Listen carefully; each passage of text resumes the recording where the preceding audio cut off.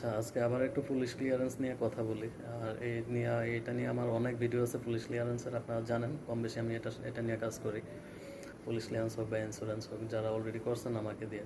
তো police clearance নিয়ে যেটা বলতে চাচ্ছিলাম, যেহেতু এখন এটা একদম টোটালি ডিজিটালাইজড হয়ে গেছে, যে আগে পুলিশ ক্লিয়ারেন্স কিন্তু এখন আর নাই, এখন এটা টোটালি আপডেট হয়ে গেছে। এখন পুলিশ ক্লিয়ারেন্সের মধ্যেই ওরা সব কিছু দিয়ে দিছে, অ্যাটাস্টেশন থেকে শুরু করে সব কিছু অটো জেনারেটেড করে দিচ্ছে কম্পিউটার থেকে আর কি।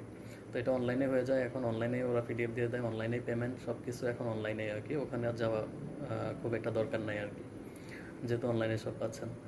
পুলিশ ক্লিয়ারেন্স হয়তো অনেকে একবার দুইবার করছেন, বা আইডি ব্লক হয়ে গেছে, বা আইডি খুঁজে পাচ্ছেন না, পাসওয়ার্ড ভুলে গেছেন, বা জিমেল খুঁজে পাচ্ছেন না, কোনোভাবেই রিকভার করতে পারতেছেন না আইডি। তো এগুলা হইলে আমাকে জানায়েন, এরকম কোনো প্রবলেম ফেস করলে বা পুলিশ ক্লিয়ারেন্স করতে চাইলে, যে কোনো দেশে হোক, একবার দুইবার তিনবার যতবারই বা আপনার দরকার পড়তেছে করার জন্য, জাস্ট আমাকে জানাইলেই হবে। তো এগুলোও করা যাবে। আপনার দেখা যাচ্ছে একটা সমস্যা কি, আপনি একটা পাসপোর্ট দিয়ে শুধু একবারে আইডি ওপেন করতে পারবেন, ওই আইডির আন্ডারে আপনি হয়তো কয়েকবার পুলিশ ক্লিয়ারেন্স করতে পারবেন বিভিন্ন দেশের জন্য, যখন যখন আপনার দরকার হয়।